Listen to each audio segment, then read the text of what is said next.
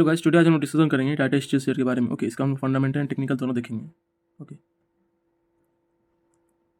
Tata steel daily basis पे जो इसका RSI है 77 है। ओके, अब जो करंट मार्केट प्राइस है टाटा स्टील का 136 है। ओके, जैसे कि आप देख पा रहे हो यहाँ पर सपोर्ट था 114 के पास, यहाँ पर से मोमेंटम के ऊपर की तरफ वी शेप बना। ओके, इसका धीरे धीरे बीच में प्रॉफिट बुकिंग भी आता था। ओके, एंड फिर सडनली यहाँ पे ब्रेकआउट किया last time, I think so 3.37% का मोमेंटम किया है।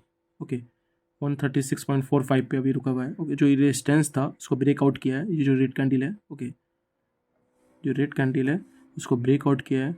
अब उसका टाटा स्टील का जो टारगेट है 136, तो अभी करंट मार्केट प्राइस है 140 है, एंड नेक्स्ट रहेगा 180 के आसपास। ओके, क्योंकि 150 160 सब साइकोलॉजी नंबर होता है, यहाँ पे रेजिस्टेंस रहता है। ओके, सो दैट्स रीजन मैं बोल रहा हूँ कि 148 टारगेट रहेगा, सेकेंड टारगेट रहेगा। और नीचे की तरफ अगर सपोर्ट ब्रेक करता है, अगर प्राइस एक्शन बना के या इन्वर्टेड हैमर बनता है, ओके, फिर नीचे की तरफ आता है, तो वही फर्स्ट टारगेट रहेगा 128, क्योंकि यहाँ पर रेजिस्टेंस है।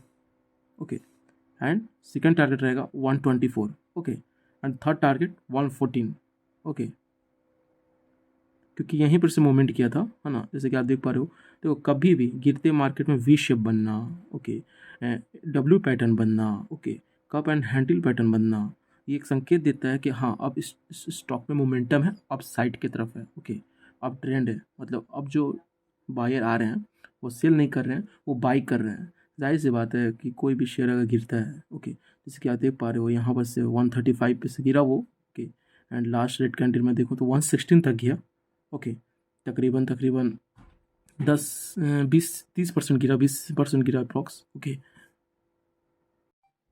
मैं हमेशा बोलता हूँ कि momentum investing is best. Okay, किसी भी शेयर में, ओके, कोई भी पार्टिकुलर शेयर है उसमें मोमेंटम है तो अपन बनेंगे, और ऊपर की तरफ जो अपना टारगेट है वो अपना टारगेट अचीव करके एग्जिट कर जाएंगे, या तो जब तक उस स्टॉक में मोमेंट होगा तब तक अपन बने रहेंगे। ओके, ऐसा बहुत सा इंडिकेटर आता है, बट मैं यही प्रेफर करता हूँ, मैं खुद यही यूज़ करता हूँ, RSI। इसमें क्या होता है कि जो चार्ट है उसका स्ट्रेंथ बताता है कि हाँ, ये ऊपर की तरफ अब जाएगा, मतलब ऊपर की तरफ है मोमेंटम, या नीचे की तरफ है। ओके, अगर 50+ RSI है तो मोमेंटम आ चुका है, 70% है तो ओवरबोट है, 30% 30 RSI है। ओके, तो वो ओवर सेल है, मतलब सेल की तरफ है। ओके, RSI बहुत बेहतर इंडिकेटर है। ओके, मैं इसको पर्सनली यूज़ करता हूँ। और आप लोग देखो, जब भी वी शेप बने, cap cup and handle pattern बने, ये सब मार्केट देता है मौका कि हाँ, अब आप पैसा इन्वेस्ट करके आप पैसा बना सकते हो। 15% 20% का टारगेट ईजिली आप अचीव कर सकते हो। ओके, बट यही शर्त है कि मार्केट में टाइम देना होगा। अगर आप चाहोगे कि उड़ के पैसा आ जाए तो फिर वो नहीं हो पाएगा, फिर आपको वही म्यूचुअल फंड, SIP, ये सब का तलाश करना होगा। ओके, बिना मार्केट में टाइम दिए पैसा नहीं आने वाला, आप इतना समझ जाओ। ओके, एंड इसका फंडामेंटल की बात करेंगे। नेक्स्ट है फंडामेंटल। ओके, स्कोर कार्ड का अपन बात करते हैं।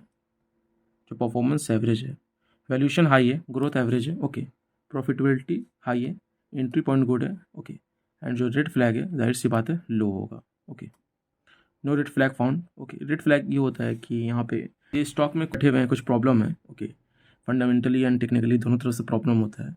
तो रेड फ्लैग अगर रेड जल जाता है तो आई रिक्वेस्टेड यू कि उस स्टॉक में आप लोग को बनना नहीं है। ओके, ना बाई करना ना सेल करना है, वहाँ से एग्जिट ही करना बेहतर होता है। ओके, इसलिए मैं रेड फ्लैग भी बहुत बहुत देखता हूँ।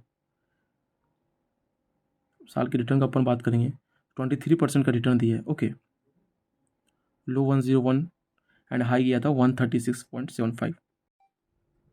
अपन बात करेंगे बैलेंस शीट के बारे में। ओके, एसिड और नॉन एसिड मिला के दोनों 2020 में 2,49,149, 21 में 2,43,909 करोड़, एंड 2022 में 2,82,421 करोड़, एंड 23 में 2,85,395 crore. Okay, liabilities and non current liabilities दोनों मिला के टोटल लाइबिलिटीज़ है 1,72,986 करोड़, 1,66,400 करोड़, 1,65,323 करोड़, एंड 1,80,220 करोड़।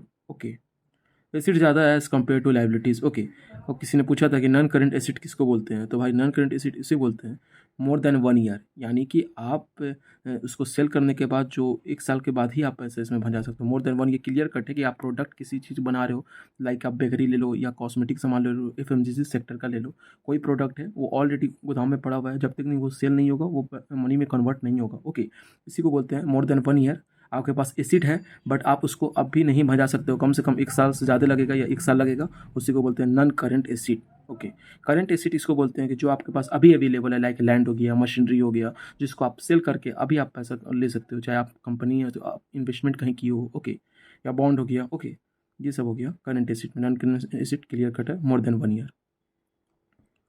एंड अब प्रोमोटर होल्डिंग का अपन बात करते हैं। और टाटा स्टील ने 100 करोड़ इन्वेस्ट भी किया है, मैं बताऊंगा अभी। टोटल प्रोमोटर होल्डिंग 34% है, म्यूचुअल फंड 10% है, अदर डोमेस्टिक इंस्टीट्यूशन 13% है, फॉरेन इंस्टीट्यूशन 21% है, रिटेल एंड अदर 23% है। ओके, और हाँ, मैं हमेशा बोलता हूँ कि प्रोमोटर होल्डिंग कम से कम 50 रहना चाहिए मिनिमम, एंड मैक्सिमम 70 प्लस रहना चाहिए। एंड उसमें म्यूचुअल फंड भी मैं बोलता हूँ म्यूचुअल फंड में साथ में रहना चाहिए। देखिए जो टाटा स्टील है, टाटा बोले तो ट्रस्ट, ओके, टाटा प्रोमोटर का जो होल्डिंग है 33.70 है, बट जो म्यूचुअल फंड है 10% है। मैं इसलिए बोल रहा हूँ कि अगर ये स्टील थोड़ा सा भी गिरेगा तो और भी बिजनेस टाटा का है, ओके, वहाँ पर से फंड आ जाएगा, कोई दिक्कत नहीं है इसमें।